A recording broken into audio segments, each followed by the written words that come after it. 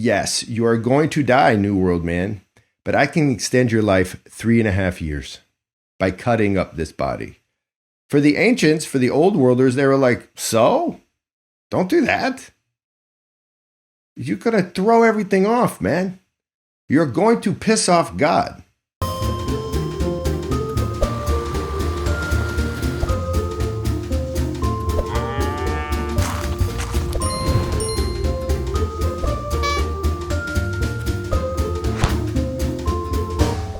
Hello, and welcome to Why Are We Doing This Thing Again? Called Talking About Rabbits. The rabbits this week, you know, guys, I haven't even been paying attention to the rabbits. That's good, because I've been traveling. One of the places I went is to Maryland to give a talk, and I am going to reprise this chat for you today on Watar, where we talk about old world things and how they impact new world things, like us, we're all new world things, and how these ideas can be very debilitating and also very, very, very, very enriching. And also, for the most part, all of this conversation, I hope, helps with angst, life, and modernity. This is Watar, and you're listening to Death and Dying in the Old World on Watar. I know. So, Andrew, I'm sure you were pumped when you heard we were talking about death and dying. Woohoo! But that's kind of part of the problem, is that everybody, I don't know, doesn't want to talk about death and dying. It's weird. It's sort of like, I don't want to talk about birthdays. They really drive me nuts. Because birthdays always imply death days. That's what happens. Yeah. I can't get around it, guys. You can't either. Well, maybe you can, but in a very special spiritual way, which is kind of what I want to chat about when it comes to death and dying in the old world. And I'm just going to basically report from the field. I gave a talk in Maryland that really is this talk, but I'll change it up a little. And I just want to share some of the insights from the field when it comes to what is death in the old world. So I started by asking Jake and Gabriel, who are serving right now in Sierra Leone in Kailan, a little village in the southeast. And basically what happened is Jake tells me about Mende burials, and he was we should have him on. That's what we'll do to go deeper. But essentially, the Mende, the people he's living with in the Kisei, they basically talk about dying as a journey, and basically the soul, and that's really important. The soul, it goes through a crossing of sorts, maybe a river or a mountain. It really depends on the region. And if you're listening to the show for the first time, basically our guys are embedded. They're really deeply immersed in simple culture, living simply as folks live in the places where we work. So mud huts for Jake. And so he's really down on the ground with simple people talking in their local language often. And so what he found is that everybody agrees there's a crossing that the dead have to take, but it's weird because they take the crossing with the living through prayer. So there's a prayer ritual that lasts 40 days, evening prayers at the homes of relatives. Yeah, 40 days. If you're from the Eastern Christian tradition, the Orthodox tradition, that number rings a bell. Bing. Yeah, I'm not making that up. So crossing a river, crossing a threshold on this journey. These are the Mende in West Africa, but listen to what it means, the purpose of this prayer is. It's really interesting. So a properly conducted funeral in West Africa helps the dead to relocate to the village of the dead, where they live a very similar life to those on earth, me and you, the living. The village of the dead isn't heaven or hell. You don't go there because like you were bad in Mende tradition. You go there because that's where all dead people go. And what determines your fate in that world, in that next life, is, well, it depends how your descendants are doing back in the living world. Are they properly respecting your life and your death by properly offering sacrifice and ritual respect for your descendants? In other words, the dead will live in the next life according to the quality of liturgical work offered by their living descendants, their living relatives, those who come after them. And that gives a whole new meaning to don't forget me when I'm gone. So if the correct sacrifices are not made over the tomb and the correct respect and remembrance is not given annually to the spirit of the dead, well, the spirit may not attain the village of the dead. And then they get into the in-between space. They begin to wander eternally. And for sure, this is true in Mali with the Manding and the Bambara and the Kise and the Mende and all the various ethnic groups in West Africa. For sure, that wandering is bad. This is the notion of bad mojo, bad juju. It's often associated with things like premature deaths in the womb, birth defects, catastrophes, accidents. I know a man who became a Christian, an Orthodox Christian, and his sister joined him in his faith. And then bad stuff happened in the village, which it's wont to do. There was a fire and someone died in a fire back in their home village. And they began to think that perhaps it was because my friend and her sister weren't paying proper attention to ancestral sacrificial worship. So the story doesn't end well. The sister returned home one day, and as often happens, the thing that happened to her neighbor, the fire that killed one of the neighbor people, well, it happened to her because they did it to her. They put her in her house, locked it up, and lit it on fire. That happened. That was not even 20 years ago. So why did that happen? Because there's a true sense in West Africa, in the traditional faith, that you have to right wrongs. You have to reorient the world, which isn't round. It's flat and on a fulcrum. And when it gets out of whack, you have to put it back in proper order. Yeah. You see, that's why people are concerned with proper funeral rituals. And they very much seek to die among respectful friends and family, but it goes even deeper. Yeah, the order of things. It really matters. For the Kisi and the Mende and the Manding in West Africa, and really many, many traditional societies, many old world places, to cause fault is akin to what Christian culture calls sin. So there's a cause fault. There's this break, a division. For the Orthodox East, which many of you cool people out there are from, and by the way, there's lots of cool people who aren't from the Orthodox East listening. Thank you. I got great comments from my, forget what the Meekness podcast. I was just so happy with so many people writing into me about how it's really not about orthodoxy, it's about reality, right? Which for the Orthodox we'd call reality, but how sometimes these insights aren't really from the East, they're just from reality. And anytime I get a comment like that, I just want to keep going.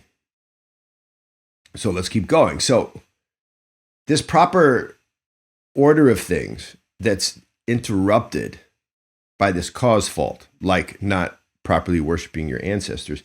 For the Orthodox, we know that that's something like diabolos, which is the Greek word for division, right? And we know that this is where the West gets the English word for devil. Diabolos in Greek, diabolo in Latin. Devil. The devil is that which divides. Africans know this kind of language, especially in West Africa. I can't speak altogether for East Africa, but I will soon when we place our new field worker there in Mozambique.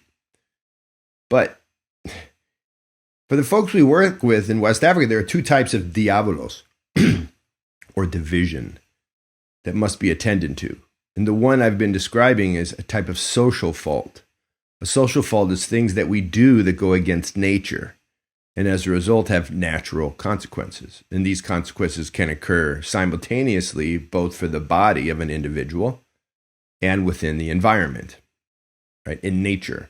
In many ways, these faults are types of sins, natural sins, things that occur in us and in the world we interact with. They break the natural machine we call, quote, our lives. The proper order is broken, and they cause the natural order, the things that Kisi called the smooth-running, healthy world.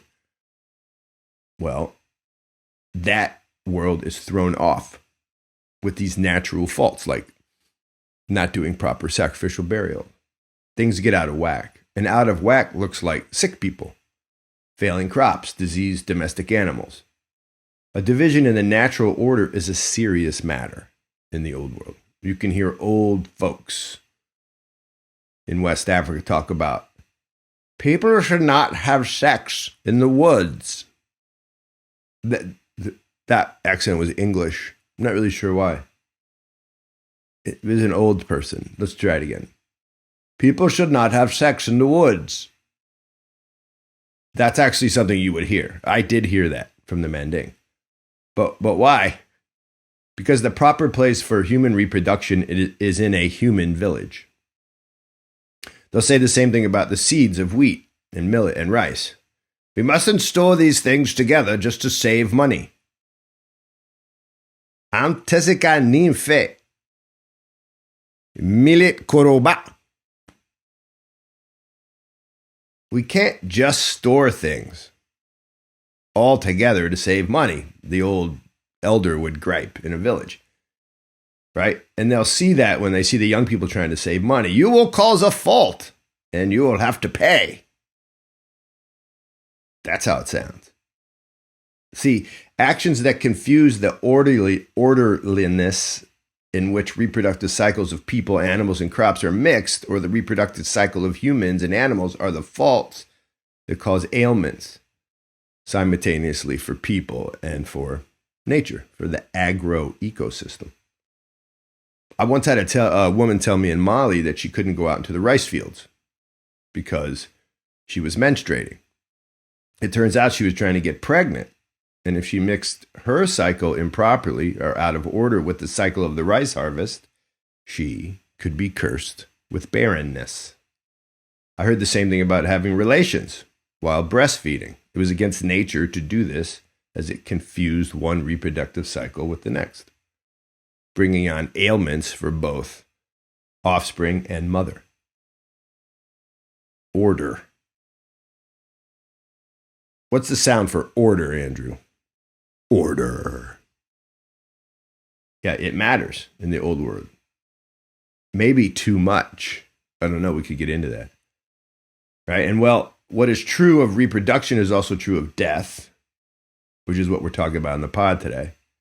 Death should occur in the village or in the sacred forest. There's a place where the dead go to die, and it's sacred. But it should not occur in the bush. The bush is the place between villages that is untended. It's the forest, but not the sacred forest. Death should not occur in the bush, and that's a type of fault that can lead to drought, crop diseases, and the like. A death in one generation should not be confused with a death in the next.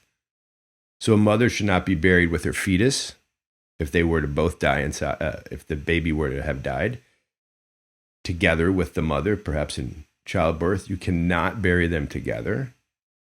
That would disrupt not only this world, but also the ancestral world. Those pregnant, right, someone bringing someone into the world, should not care for those who are at death's door. So you wouldn't see a pregnant nurse. These are all the faults known to West Africans as social or natural faults, natural sins. And they have the same kind of concept going when it comes to ancestors.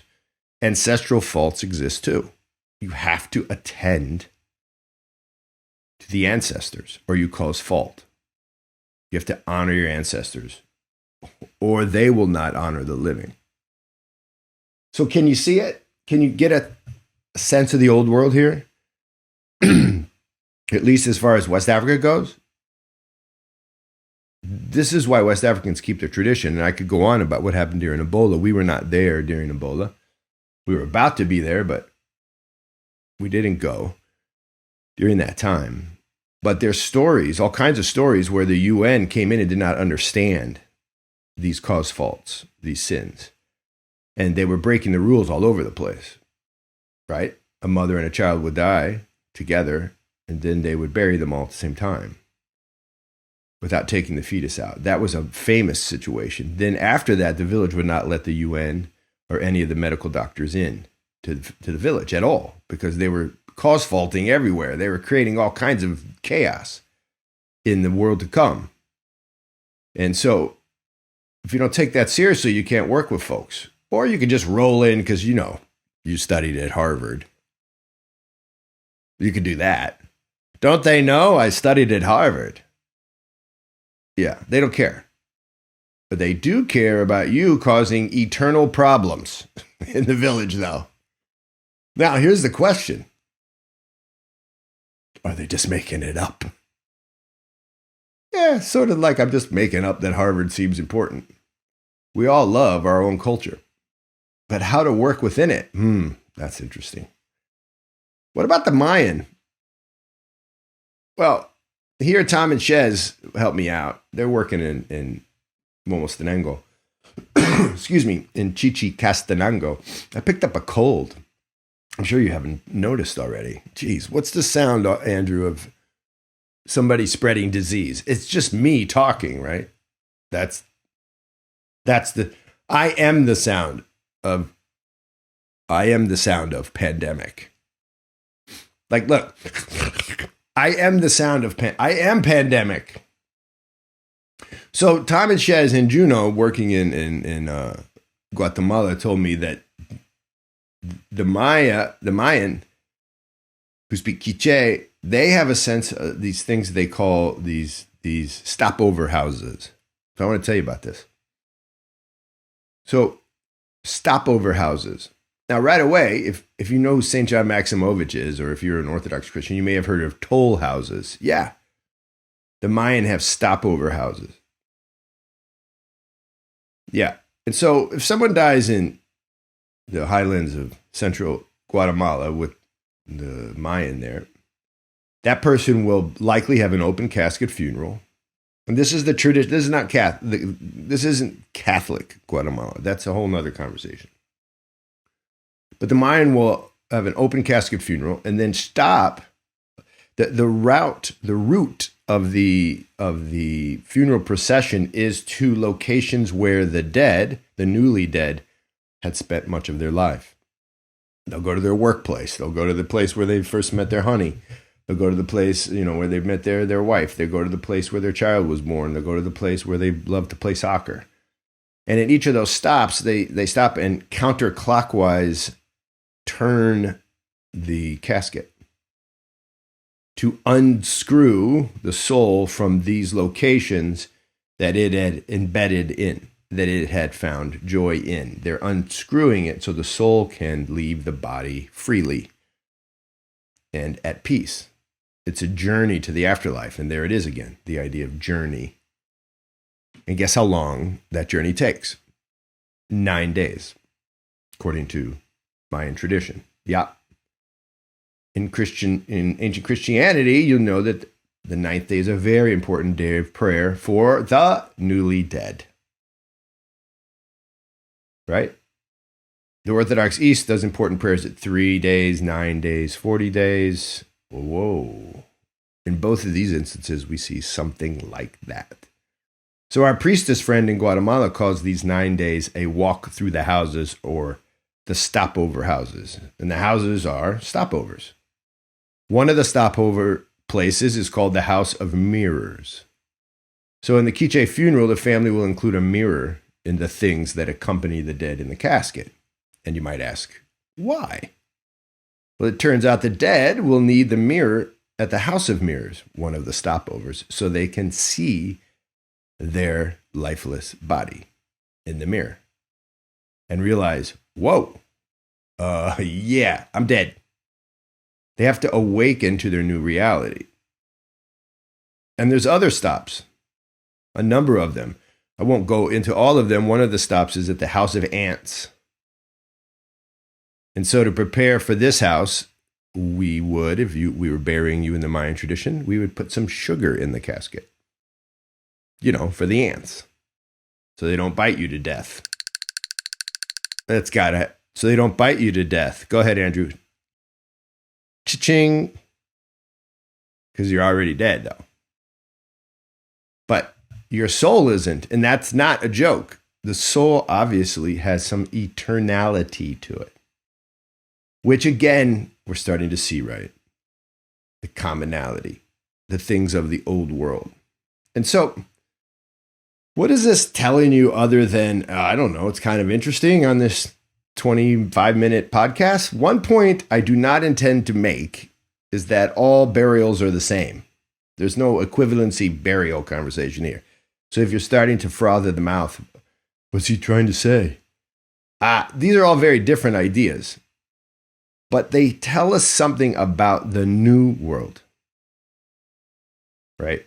They tell us how serious the ideas of the new world, the rational new world, are.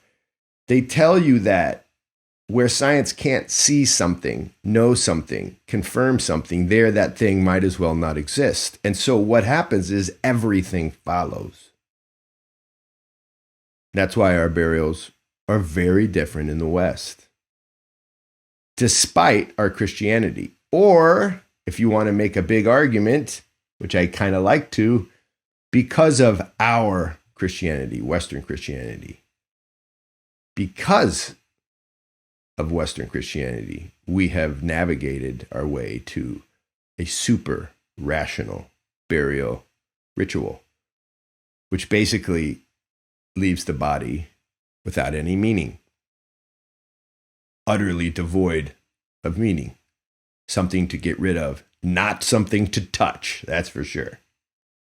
So, anyway, there's some similarity, right? And I think all of these burials in the old world, and in the Orthodox old world, and in the Catholic old world, they demand something of us. Something like attention. And the attention is for the soul. But if you notice something, the soul is connected to the body. It's not like the soul leaves and then you just trash the body. Even in the ancient Hindu East, when they burn the body, it's not because it's pointless. It's a type of honoring, right? And so in the old world, the ancestors demand that you remember the essence, right, of the individual, which is spiritual. And in remembering, you put together again the person. In the same way that on the altar, right, on any given Sunday in any given Orthodox church, Christ is being remembered, put back together through the proper sacrificial rituals, which are actually doing something in reality, which is presenting Christ again, remembering, taking members of the body, arms, legs, hands, feet, and remembering them again and again, because they've already been remembered in reality. We are doing that which already exists. And so we're doing the remembering because we are trying with all of our might to not participate in diabolos, in division, in degradation. We're trying to symbolos.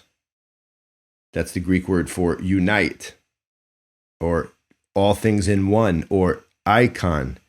Symbolos. We're trying to symbolos the world, always, as human beings, to bring it and put it back together so that we might avoid diabolos, death. Right? In other words, we're trying to participate in reality because we believe that God is real, Christ is risen, therefore the world exists as it should, just not in me. The soul is real. And just like the Mende, right? You have to pay attention to it. You can't be impious. You can't just play around like it's just a carcass. You can't cut it up. By the way, that's another thing all these old world burials have. If you cut up the body, what? Whoa, that's why it was such a big deal when Leonardo and all the cats of the Renaissance and then right in through the Enlightenment are cutting up bodies. This is a huge no-no, man. Wait, why are we cutting them up again? Oh, so we can figure out why they died so that we can make it better for me not to die. Wait a minute, I'm going to die though, right? Yes, you are going to die, New World man. But I can extend your life 3.5 years by cutting up this body. For the ancients, for the old worlders, they were like, so? Don't do that. You're going to throw everything off, man. You're going to piss off God. I would rather die 3 years earlier than piss off God. Now, here's the thing. Some people are laughing because that's stupid, because we should all work toward a better life.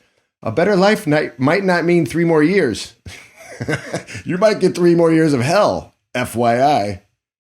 What's the sound of 3 more years of hell, Andrew? I think it's the sound of walking into a Walmart. What's the sound of walking into a Walmart? That feels like 3 more years of hell. My point here is that there is a old world way of dealing with death that demands attentiveness and not a fear of the dead body. The body is a part and parcel, and was united with and remains united in many ways to the soul. You have to put it back together because diabolos is clearly what's happened. There's been a separation, body and soul. The job of the old world sacrificial priestess and priest is to remember that person, that soul, properly before God, in God, and as it was meant to be. And if you keep going in the Christian tradition, as it is, even if you can't see it. It exists, reality. We are risen. So we have to attend. And sometimes you can't. Sometimes the culture of the new world, which, by the way, again, it sure is nice to drive on a road, right, where there's laws and where the concrete is flat and where the lights work. And so red means stop. I like the new world. Is it fulfilling? That's another conversation. But the old world is teaching us something, but it begins with one essential presupposition. And that is all these cultures from pre-Enlightenment, old world, I don't know, history, there's a soul. And it matters. And if you think it doesn't matter, you just have to look around today. Because that really is at the core of the division when it comes to COVID, when it comes to the war in Ukraine. If you believe there's a soul, it changes the way you have to interact with these events. And really, I think that's what most of this show is about. Is trying to figure out what happens when you actually believe something. What happens next? And the old world basically instructs us on some level. Now, if you're hearing that I really like that, like people get locked in their houses and burned to death, no, then you're dumb. You qualify as dumb.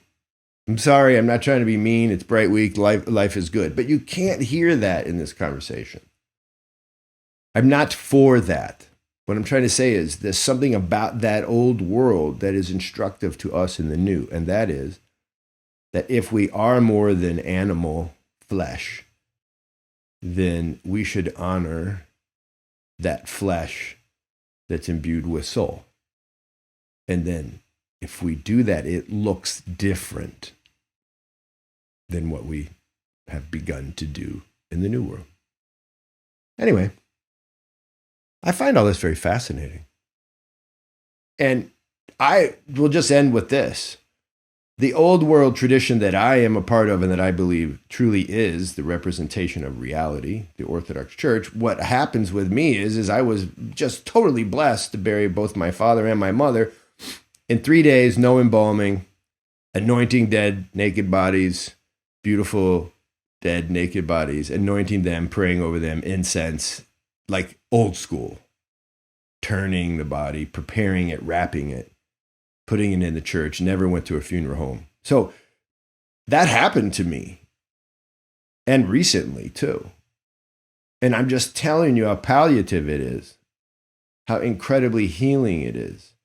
And it's not because I'm for retribution from ancestors. It's because to attend to the soul is essential for human flourishing. And that, ladies and gentlemen, marks the end of this conversation. But if you want to have more of it, go to our Facebook. That'd be cool. Talk about it there.